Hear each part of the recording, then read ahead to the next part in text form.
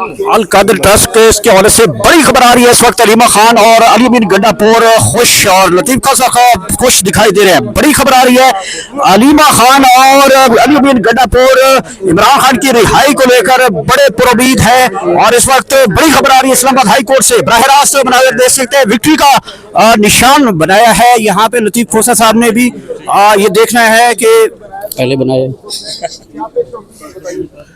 देखें, आज वो हमें तो अंदाजा खैर था भी कि ये कोई ना कोई बहाना लगाएंगे, और ये कहना कि जी हमें रात पता चला है, नोटिस मिला है और इसलिए हमें वक्त नहीं मिला, मैं बगैर मिसल के आया हूँ, ये कहते हुए भी शर्म आनी चाहिए। और मैंने तो यही कहा कि जनाब ये तो 3 हफ्ते से सारे पाकिस्तान से लोग इकट्ठे होकर यहाँ बड़ी मुश्किल से हमें तारीखें मिलती हैं, और इसलिए ये कहना कि आज इन्हें रात को पता चला है तो इससे ज़्यादा जो है गलत बात हो नहीं सकती है। फिर इनका नोटिफिकेशन जो है इन 10 बंदों का बन चुका है, सर पैनल रख दिया गया है, वो नोटिफिकेशन है कि इमरान खान साहब और बुशरा बीबी के मुकदमात में ये पैनल बनेगा। तो इसलिए ये कहना कि जनाब इन्हें रात पता चला है, ये इससे ज़्यादा फजूल लग़्व किस्म का बहाना नहीं बना सकती थी सरकार। मगर क्या करें, 26वीं तरमीम के जो जज साहिबान होते हैं वो तो फिर इस तरह के अकोमोडेशन उन्हें करते हैं।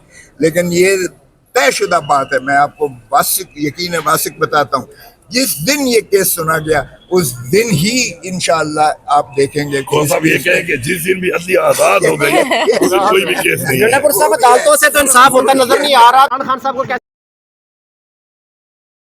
कोई है नहीं, न मुशर्रफ बीबी पे और बाकी जो हमारी लीडरशिप है आपके सामने ये सारा पॉलिटिकल विक्टिमाइजेशन है। तो हम यही कह रहे हैं कि केस जब लगेगा और सुनेंगे तो इंशाल्लाह केस में कुछ नहीं है, लेकिन अदलिया के आजाद होने का इंतजार कर रहे हैं। जब अदलिया अपने फैसले खुद करेगी और आजाद होगी तो इंशाल्लाह फिर कुछ नहीं है। खत्म हो गया, वर्कर को कौन सा लारा लगाएगी पीटीआई की लीडरशिप के देखिए खान साहब ने नहीं देखिए, लारे की बात नहीं है, लारे की बात नहीं है। बड़ा वाज़ेह मैंने कहा कि खान पाकिस्तान के अवाम की दिलों की धड़कन है।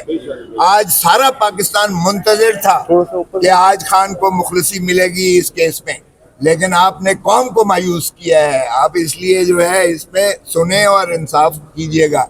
हम कोई रियायत नहीं मांग रहे हैं, लेकिन ये कहना कि रात को पता चला है, ये बात बिल्कुल उनकी बहाना साजी की मुतरादिफ है।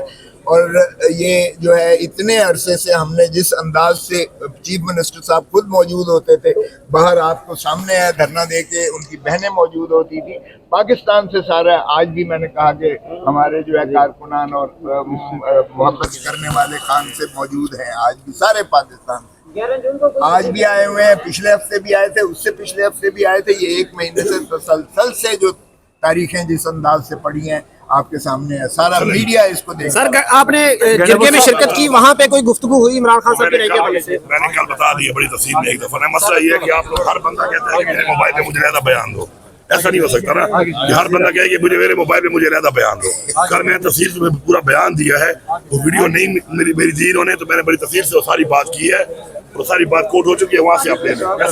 अली अमीन साहब, आपने क्या तो इमरान खान साहब ने किसी और को तो ये खुद जिम्मेदारी दी है एहतजाज की, आप क्या तो आपको जिम्मेदारी दी?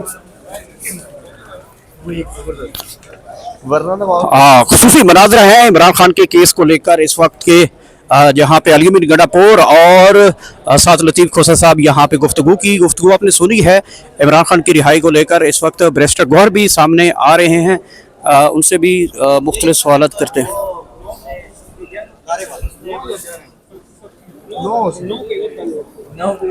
उसने कहा कि हमें टाइम लगा है, वो आसिफ साहब ने ये भी बोला है। जी बैरिस्टर गौहर साहब बताइएगा कि क्या अहम डेवलपमेंट हुई इस केस को लेकर? इमरान खान को 5 जून को रिहाई मिलनी थी, ये खबरें चलाई जा रही थी, क्या बना इस केस में?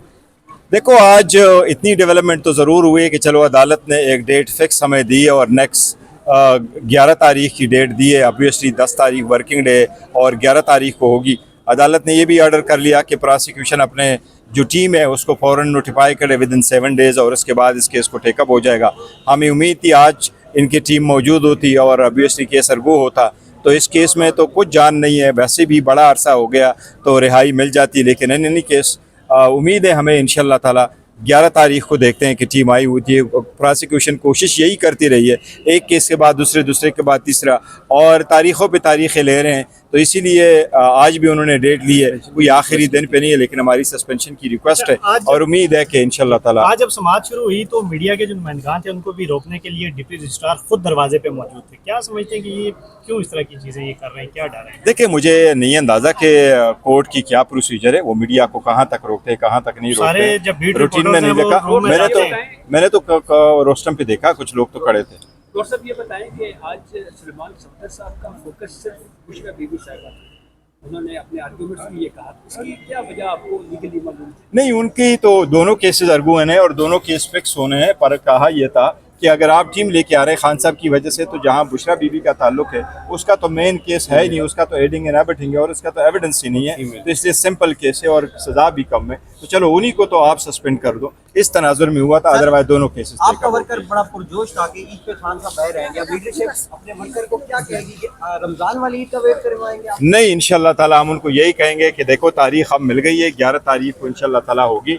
अदालत का तरीक़ाकार और प्रोसीजर हमने फॉलो करने और उसी प्रोसीजर से होते हुए चल रहे हैं और हम अदालतों को यही कह रहे हैं कि अदालत हमें इंसाफ दे और हमारे केस को सुने और आईन कानून के मुताबिक फैसले करें। उम्मीद है इंशाल्लाह। फवाद चौधरी ने तो ये कहा है कि अदालतों से हमें रिलीफ मिलने का इम्कान नहीं है, तो कुछ सियासी हिकमत अमली से ये काम कराया जाए। देखिए तरीक़ाकार तो यही है कि अदालतों में आना है। अब हमें रिलीफ मिलती नहीं मिलती वो तो देखेंगे, लेकिन अदालतों के अलावा और तरीका तो है नहीं, मुज़ाकरात हो नहीं रहे, बाकी कुछ चीज़ें हैं नहीं, दरवाजे बंद है, तो और क्या करेंगे, अदालतों के पास जाना है। तो जो भी है वो इत्माम हुज्जत तो करना ही है ना। तो खान साहब ने आपके जिम्मे लगाया था अभी तक न अपोजिशन को इकट्ठा किया और ना ही सियासी जमातों के साथ, यानी कि हुक्मरान जमातों के साथ बात की, इसकी क्या वजह है? देखो, हुक्मरान जमातों के हमारे सामने बात नहीं थी, अलबत्ता अलायंस के लिए हमने कोशिश की। मौलाना साहब हमारे साथ ऑन बोर्ड नहीं आए, बड़ा अनफॉर्चुनेट है, लेकिन इन एनी केस हमने यही कहा था कि सारे लोग एक बात पे मुतफिक हो कि ईमान मजबूत हो, अदली आज़ाद हो, इलेक्शन कभी चोरी नहीं हो। इन पर्पज़ के लिए हम सबको ऑन बोर्ड लेना चाह रहे थे।